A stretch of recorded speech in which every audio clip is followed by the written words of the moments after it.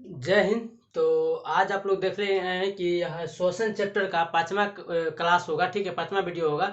तो चलिए आज हम शुरू करते हैं। आप लोग बोर्ड पर दिख रहा होगा आप लोग को, जैसे श्वास नली के बारे में पढ़ते हैं। तो मानव में श्वसन मार्ग के जैसे प्रकार पढ़े हैं, तो श्वसन मार्ग हम पिछला वीडियो में, अगर आप लोग पिछला वीडियो नहीं देखे तो जाकर जरूर देख लीजिएगा। ठीक है, इसमें हम लोग पढ़ रहे हैं श्वास नली के बारे में। ठीक है, श्वास नली के बारे में, फिर उसके बाद पढ़ेंगे वायु कोष्ठक जिसको इंग्लिश में एल्वियोली कहते हैं। उसके बाद पढ़ेंगे क्या टाइडल वॉल्यूम क्या होता है। चलिए यही इतने सारे टॉपिक पढ़ेंगे, फिर उसके बाद नेक्स्ट टॉपिक में पढ़ेंगे। वीडियो छोटा करते हैं, इसके कारण आपको ज़्यादा काफ़ी हेल्पफुल होगा रिवीजन करने में और नोट्स बनाने में। ठीक है, ज़्यादा लंबा वीडियो 1-1.5 घंटा का वीडियो लंबा हो जाता है, उसको अपलोड करने में भी काफ़ी टाइम लगता है। ठीक है, और छोटा वीडियो रहेगा तो आपको रिवीजन करने में भी काफ़ी सहूलियत होगा। तो चलिए क्लास को शुरू करते हैं बिना टाइम गवाते हुए। वीडियो अच्छा लगे तो लाइक जरूर कीजिएगा। जैसा भी लगे, आपके जो भी फीडबैक हो, जो भी मन में विचार हो, आप लोग कमेंट्स में जरूर लिखिएगा। ठीक है, और तो पहला है श्वास नली। तो इसके चौथा वीडियो जैसे पार्ट जैसे जाकर जरूर देख लीजिएगा, प्ले लिस्ट बना हुआ है क्लास 10th 2024 बैच करके। ठीक है, तो श्वास नली क्या होता है, तो इसके द्वारा वायु फेफड़ों के अंदर तक जाता है। श्वास नली क्या होता है, श्वास नली जो होता है इसके माध्यम से वायु यानी हवा जो होता है, जो हम लोग सांसें लेते हैं, वो क्या होता है फेफड़ों तक जाता है। कहाँ तक जाता है, फेफड़ों तक जाता है।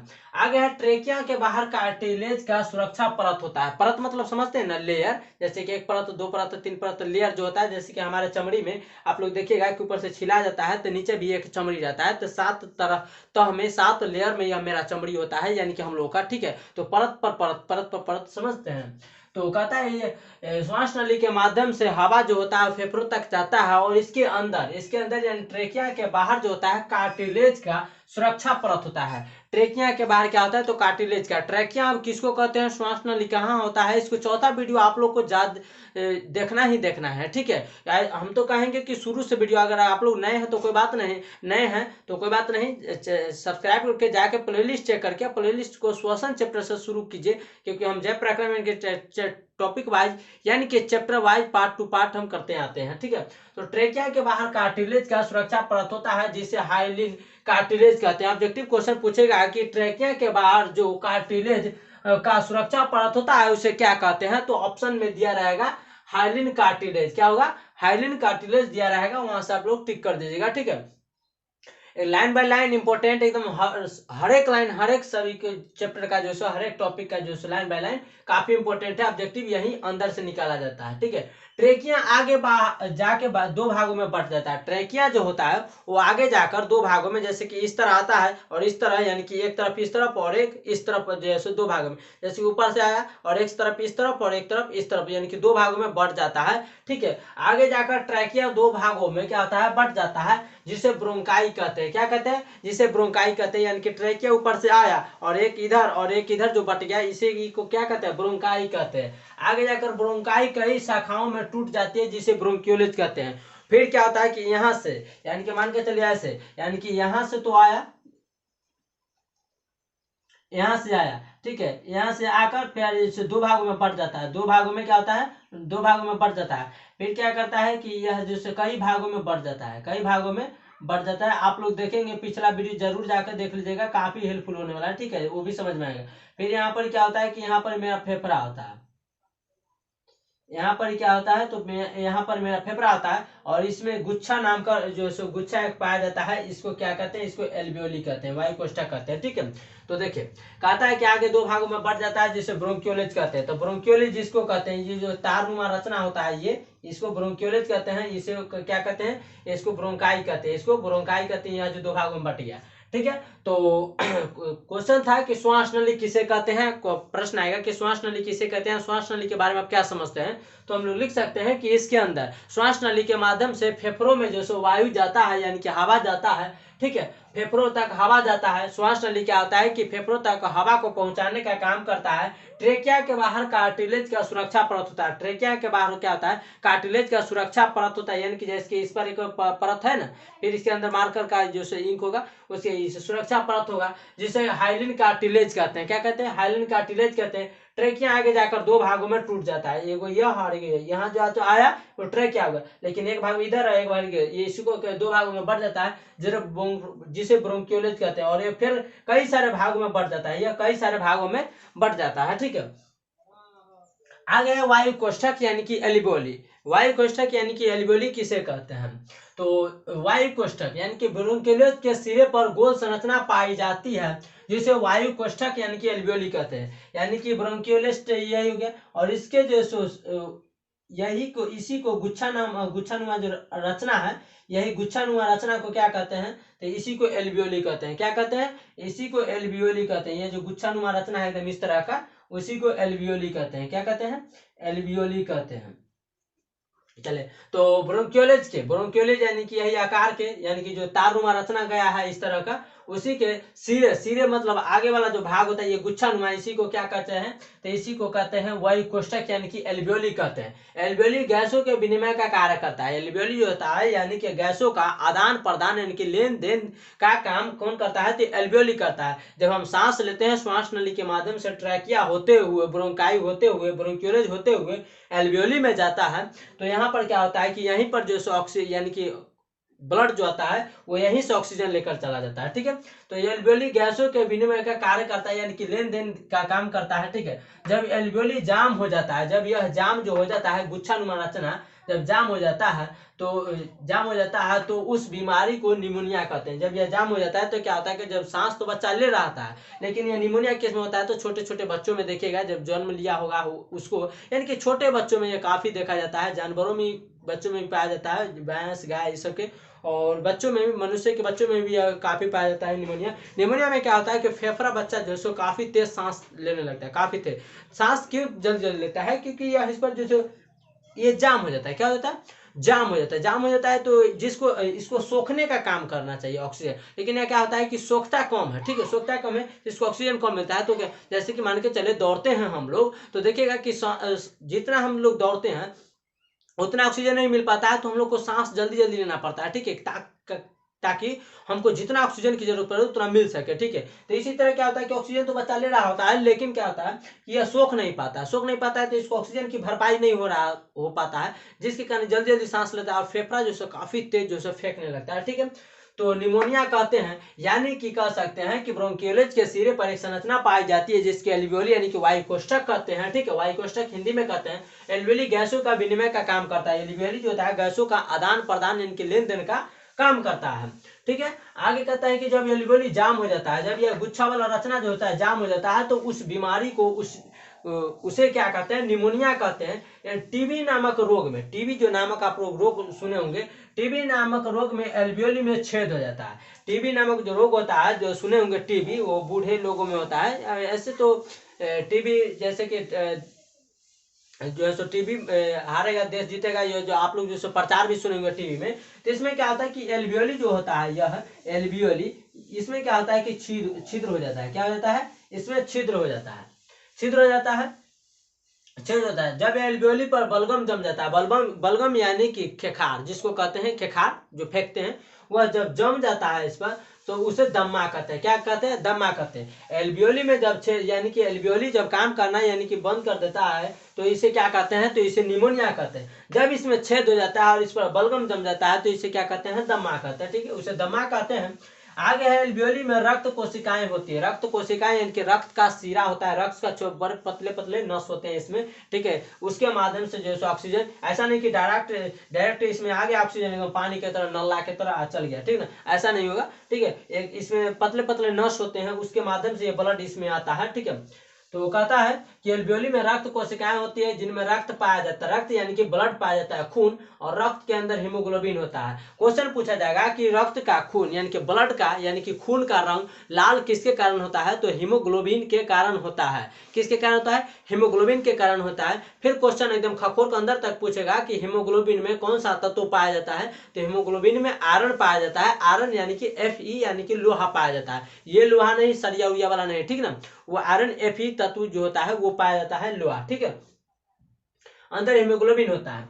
आगे है कि एल्वियोली हीमोग्लोबिन में ऑक्सीजन छोड़ देता है। एल्वियोली जो होता है यह हीमोग्लोबिन में क्या होता है, जब ब्लड आता है यहाँ तक तो ऑक्सीजन को छोड़ देता है उसमें, जिसके कारण ऑक्सीजन को लेकर पूरा हमारे शरीर तक जो है सो जहाँ जहाँ आवश्यकता होता है वहां तक पहुंचाने का, ढोने का काम करता है, छोड़ देता है, जिसमें हीमोग्लोबिन रूपांतरित होकर, यानी कि जब एल्वियोली जो होता है यहाँ पर ब्लड आता है अपनी कोशिकाओं के माध्यम से, शिरा के माध्यम से, पाइपों के माध्यम से, नसों के माध्यम से, तो एल्वियोली होता है उसमें ऑक्सीजन छोड़ देता है, और ऑक्सीजन छोड़ देता है उस ब्लड में, तो वो ऑक्सी हीमोग्लोबिन हो जाता है। क्वेश्चन पूछेगा कि फिर जब एल्वियोली में ब्लड कोशिकाओं के माध्यम से आता है तो एल्वियोली उसमें क्या छोड़ देता है, तो ऑक्सीजन छोड़ देता है। फिर पूछेगा कि ऑक्सीजन छोड़ने के बाद जो है सो ब्लड किस में रूपांतरित हो जाते हैं, किस में बदल जाता है, तो ऑक्सी हीमोग्लोबिन क्या होता है, ऑक्सी हीमोग्लोबिन में बदल जाता है, ऑक्सी हीमोग्लोबिन में बदल जाता है। ऑक्सी हीमोग्लोबिन का अगर सूत्र पूछे तो HbO2 हो जाएगा। H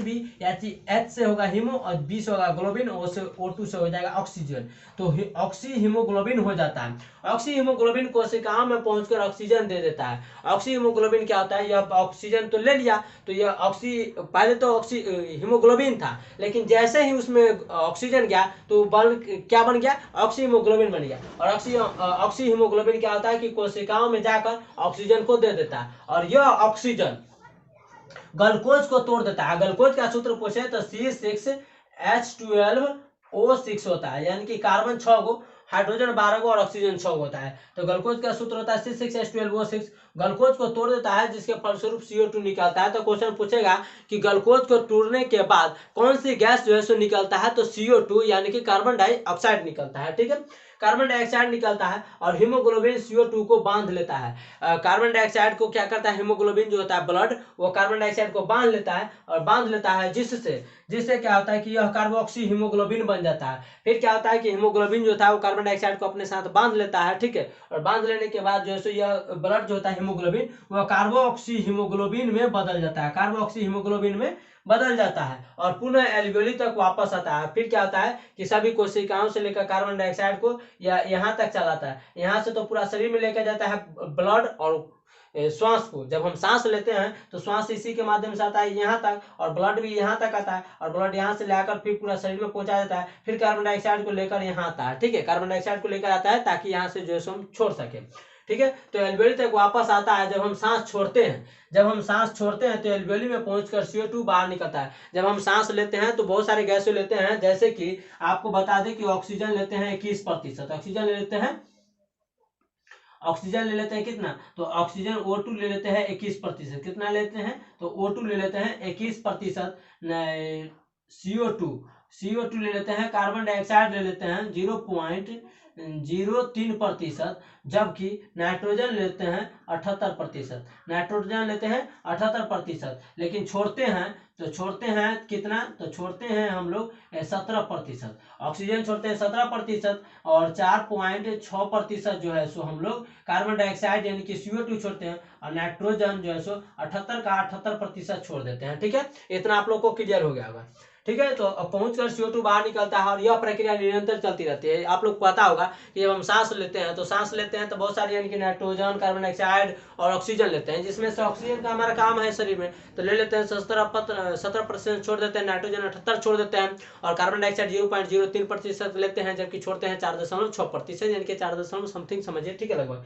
ठीक है, तो जब हम सांस लेते हैं तो यही ट्रैकिया श्वास नली के माध्यम से आता है ब्रोंकाई में, ब्रोंकाई 2 भाग में बढ़ जाता है, जिसे ब्रोंकाई कहते हैं ट्रैकिया को, और आगे ब्रोंक्यूलेज होता है, ये वाली रचना को ब्रोंक्यूलेज कहते हैं। ब्रोंक्यूलेज से आगे जाकर जो होता है एल्वियोली यानी कि वायु कोष्ठक होता है, यहीं पर जो सो ऑक्सीजन जितने हम सांस लेते हैं यहाँ पर जाता है, यहाँ पर जाने के बाद फिर यहाँ पर यानी कि जो सो ब्लड आता है, फिर यहाँ पर संपर्क करता है अपनी नली के माध्यम से, ऐसा नहीं हरा के चला पानी की तरह। ठीक है, सांसों के यानी कि नली के माध्यम से आता है, फिर यहाँ पर ऑक्सीजन जो घुल मिल जाता है ब्लड में, और ब्लड लेकर पूरे शरीर तक चला जाता है। फिर ब्लड जो वहां से लेकर जो कार्बन डाइऑक्साइड लेकर आता है और बाहर छोड़ देता है हमारी सांसों के माध्यम से। ठीक है, तो पिछला वीडियो जरूर जाकर देख लीजिएगा, अच्छा लगे तो लाइक जरूर कीजिएगा, चैनल पर नए तो चैनल को सब्सक्राइब जरूर कीजिएगा, कि आपको क्लास 10th का जो पूरा सिलेबस आपको टॉपिक वाइज, चैप्टर वाइज एकदम प्रॉपर तरीके से पढ़ाया जाएगा। ठीक है, इतना आप लोग को क्लियर हो गया होगा। ठीक है, तो वापस चला जाता है, और जब हम सांस छोड़ते हैं जब हम सांस छोड़ते हैं तो एल्वेली में पहुंचकर CO2 बाहर निकलता है और यह प्रक्रिया निरंतर चलती रहती है,